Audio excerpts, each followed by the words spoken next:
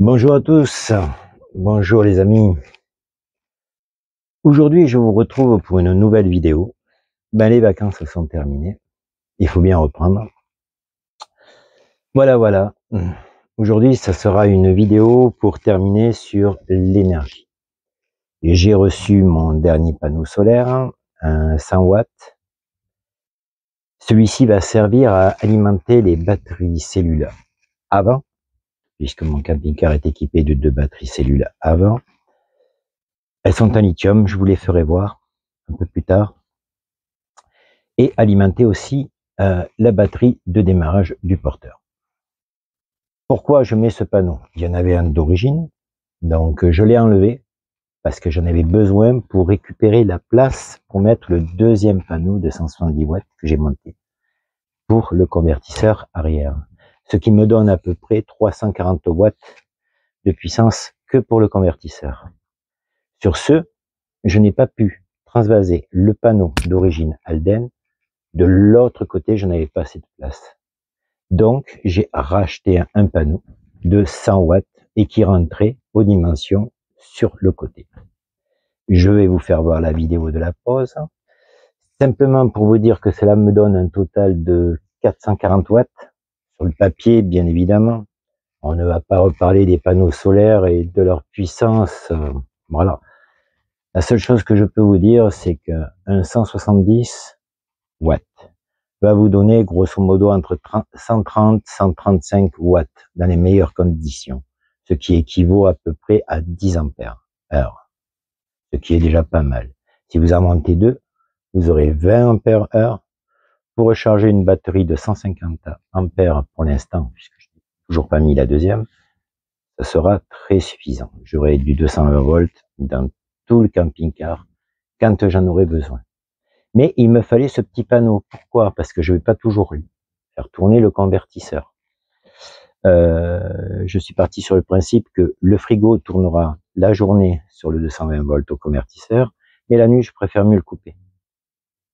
Et aussi, je ne vais pas toujours utiliser du 220. Je n'en ai pas besoin constamment. Donc, il fallait que je remette un panneau. J'ai gardé l'installation d'origine qui est sous le siège, qui elle a un bloc d'alimentation, un régulateur MPPT de 14 ampères. Donc, il y aura son panneau qui sera dédié comme au départ et qui rechargera les 2 batteries cellules et la batterie, comme je vous ai dit, du porteur. Bien que, si vraiment il n'y a pas de soleil ou quoi que ce soit, j'enclencherai directement le convertisseur qui lui enverra du 220 volts dans le système et qui rechargera les batteries alors. Sur ce, je vous dis bonne vidéo. J'espère qu'elle vous plaira. J'ai vu que à Besalú, vous avez bien aimé la vidéo. Celle de Peralada, bon, j'avais pas tous les éléments. Bon, ça a été une vidéo assez courte. Et j'espère vous revoir bientôt pour une prochaine vidéo. Merci pour les nouveaux abonnés. Nous sommes, pour vous dire, en fin de compte, dans une tranche d'âge de 50 à 75 ans. Ou même plus. Voilà les statistiques de la chaîne pour l'instant. Comme moi, je suis dans ce moyen âge, je suis très content de vous avoir comme abonné et j'espère que vous serez nombreux à me suivre. Bonne vidéo à tous. Je viens de le déballer. Il a l'air pas mal comme petit panneau solaire. Oui, pas mal du tout. Alors, on va y voir un petit peu ce que ça donne. Donc, il monte à 22.4 en voltage et peut fournir à peu près, il est donné pour 5.5 ampères. Ma foi, on va bien voir ce que ça donnera.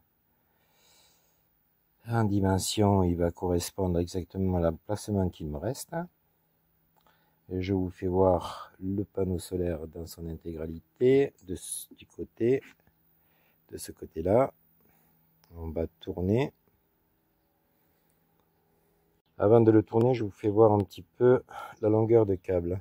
Vous voyez, ça a l'air pas mal. Ça va aller juste à ma boîte de dérivation parfaitement bien. Voilà à quoi il ressemble de ce côté, avec le câblage qui ressort. C'est un 9BB C'est-à-dire, bon, en théorie, il doit capter quand même un peu de puissance avec un faible éclairage. Voilà, voilà. Comme je vous l'ai dit, j'ai dû enlever le panneau qui était monté à l'origine et j'ai dû acheter, je veux dire celui-ci, pour pouvoir alimenter les batteries à l'avant, que ce soit la batterie du porteur et les deux petites batteries lithium, sans pour autant utiliser le convertisseur en 220 volts pour recharger l'ensemble arrière-avant. Voilà. Je viens de faire le tour complet. L'assemblage est très bon. Il y a une toute petite notice de montage. Vraiment le b.a.-ba. Voilà. Vous voyez, ce qu'il faut contrôler, c'est les coins. Ouais. À l'intérieur, là je peux pas bien vous faire voir. Et là-bas, ça a bien été siliconé, bien positionné. Il n'y a pas d'ouverture, rien du tout. Le panneau est très bien monté. Mieux monté que les 270 que j'ai reçus. Apparemment, il va falloir que je regarde un peu sur internet d'où vient le matériel exactement. Parce que des fois on a des surprises, mais celui-ci a l'air d'être correctement assemblé. Je prépare la visserie, vous voyez. Alors, pour celui-ci, j'ai pris donc deux supports standards, ceci, et deux supports un petit peu plus haut, pour lui donner un petit peu de pente, c'est-à-dire que à l'avant, il sera un petit peu plus bas qu'à l'arrière. Ça sera un peu plus, comme on puisse dire, aérodynamique. Il est pré-percé. Voilà, donc je vais positionner ici, ici, ici, et là. Voilà. Je vais tout positionner correctement. Et on se retrouve une fois que les cales sont montées. Bien, je viens de monter les pattes, vous voyez, avec un écoute de 10. Bon, il y a toujours un curieux qui traîne, comme d'habitude. Voilà. Et aussi,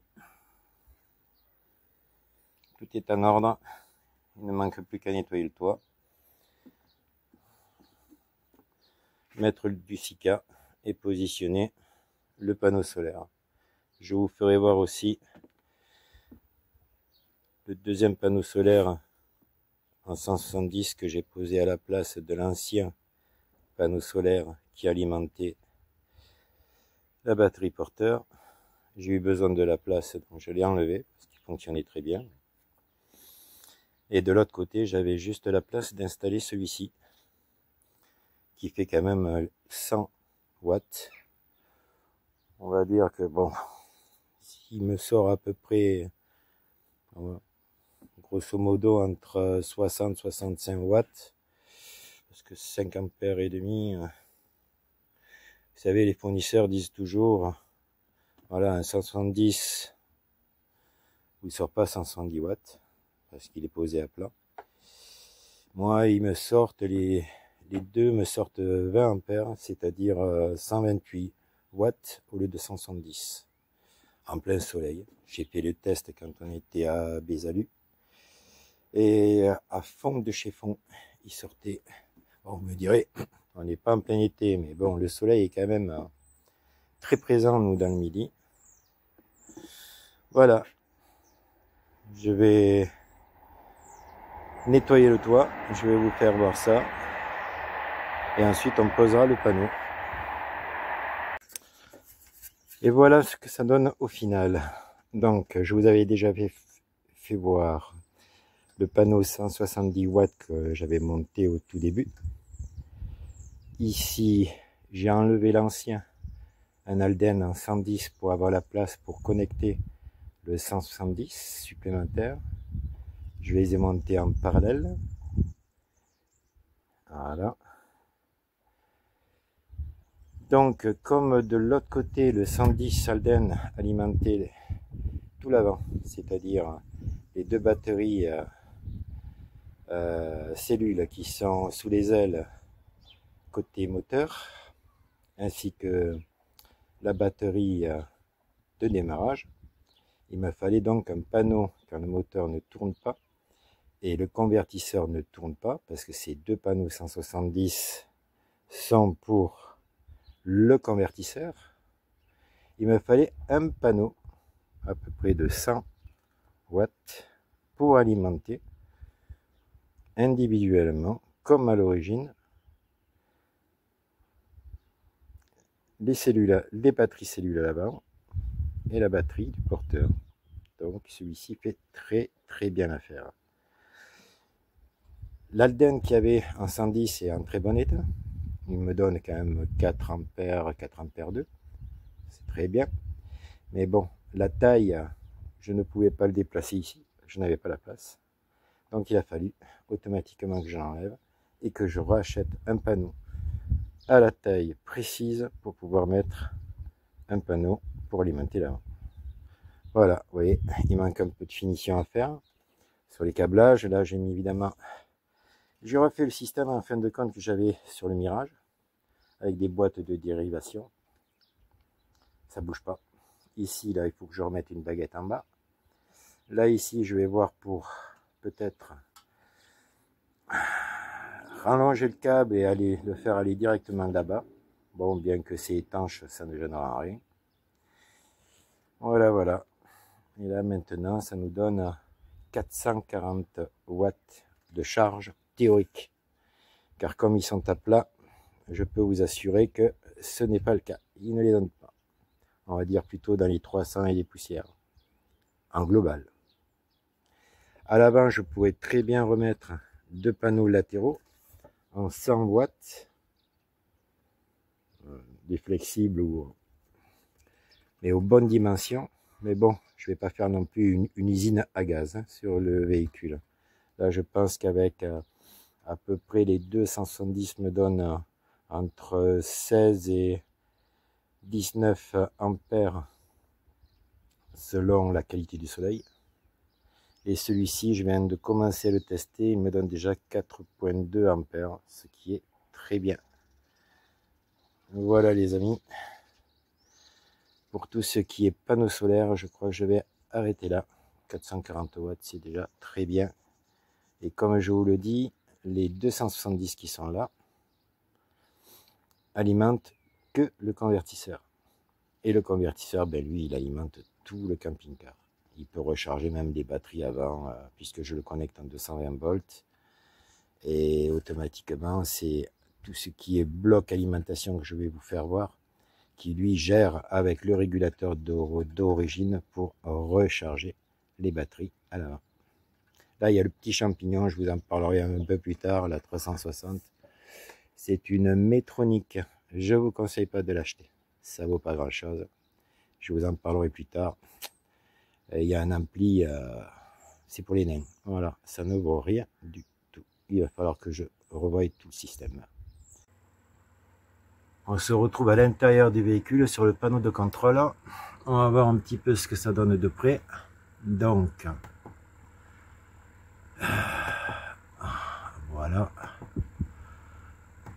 Alors, nous avons un solaire, nous avons pour l'instant recharge de la batterie cellule, des deux petites batteries cellules. On est grosso modo à 2 ampères. Et là, la batterie de porteur, on est à 1,2 ampères. Pas mal, hein, pour un petit panneau de 100 watts. Bien évidemment, on les a pas les 100 watts, mais on a quand même 2 ampères plus 1,2. J'ai pour l'instant 3,2. C'était monté quand même à 4,2. Bon, c'est ce qui est donné. Bon, c'est donné un peu plus, hein, c'est toujours pareil. Hein. On va aller voir un petit peu du côté arrière, voir ce que nous donnent les deux panneaux en 170. Alors, apparemment, je pense qu'ils m'ont chargé la batterie. Pour l'instant, oui, la batterie est pratiquement chargée. et il me donne encore du 15.3. Je suis monté au maximum à 18 ampères. C'est pas mal. Après, il faudra voir en plein été. Là, en plus, le camping-car est stocké. J'ai un coin d'ombre. C'est pas mal du tout. C'est pas mal du tout. Si j'arrive à monter à 20 ampères, ça me fera 260 watts. Grosso modo. N'oublions pas que 1 ampère est égal à 12.8 watts. Si vous avez 130, on va dire 128 watts de charge, cela vous donne 10 ampères. Voilà. J'espère que cette petite vidéo vous aura plu. On ne parlera plus des panneaux solaires. Je pense que avec 2 vidéos, ça aura été largement suffisant. Voilà. Ici, je vais remettre en route. Ah, c'est vrai, je l'ai coupé. On va mettre en route la batterie. Et on va mettre en route le convertisseur. Franchement, quand on était à Besalú, le convertisseur, on a mis un peu la clim pour faire des tests et je peux vous assurer que franchement, c'était l'idéal. Même avec un petit panneau en 170, bon, j'ai pas pu l'utiliser comme j'aurais voulu, mais bon, ça a été pas mal du tout. Voilà. On a le coulomètre qui nous donne, lui, 14 volts. Qu'est-ce que je pourrais vous dire? Que chaque appareil donne son voltage, son ampérage. C'est à qui donnera le plus ou à qui donnera le moins. Je viens de démonter la plaque. Comme ça, je vous fais voir exactement où va le dernier panneau solaire que je viens d'installer. Le 100 watts. Qui lui, comme je vous ai dit, va recharger les batteries cellules qui sont compartiment moteur, ainsi que la batterie de démarrage qui elle aussi est dans le compartiment moteur. Ici nous arrivons au bloc d'alimentation d'origine. Donc ici vous avez le régulateur MPPT d'origine qui lui est connecté au nouveau panneau. C'est un 14 ampères. C'est-à-dire que là-dessus, d'origine, la plupart du temps, on vous monte un panneau 100 ou 110 watts, mais vous pouvez quand même monter jusqu'à 200 watts pratiquement. Je vous explique toujours pourquoi, parce que les chiffres donnés ne correspondent pas aux chiffres réels. C'est-à-dire qu'un 200 watts, un 170 va vous donner à peu près 130, 140 watts de puissance, puisqu'il est posé à plat. Même à 30% d'inclinaison face au soleil, ça vous donnera la même chose. Ce qu'il faut savoir, c'est qu'en fin de compte, avec 14 watts, vous pouvez, 14 ampères, je veux dire, vous pouvez installer un panneau de presque 180, 190 watts. Donc, si vous voulez faire simplement améliorer un petit peu le rendement de votre véhicule en changeant simplement le panneau, vous pouvez mettre un panneau de 160 ou 160 watts sans rien modifier à votre véhicule. Prenez bien soin par contre de déconnecter ici par rapport au schéma. Bon là c'est le schéma du bloc, mais par rapport au schéma ici, vous enlevez en premier le moins, ensuite le plus. Sur ce, vous pouvez démonter, enlever votre panneau solaire et remplacer votre panneau solaire, le reconnecter par le plus, le moins, et ensuite ici vous venez idem rebrancher le plus et le moins.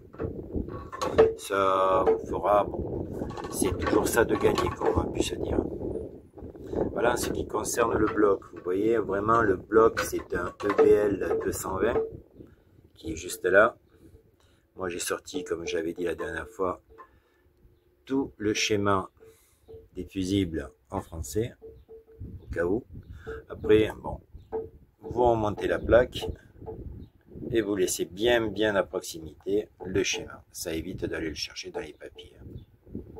Voilà, en ce qui concerne notre fameux panneau solaire 100 watts qui alimente ce régulateur d'origine et le bloc qui est juste à côté qui lui répartit le 12 volts et le 220 volts. J'espère que la vidéo vous aura plu. S'il y a quoi que ce soit, n'hésitez pas à me demander, mettez des commentaires, je serai là pour vous répondre. Je vous dis à très bientôt pour une prochaine vidéo. À bientôt.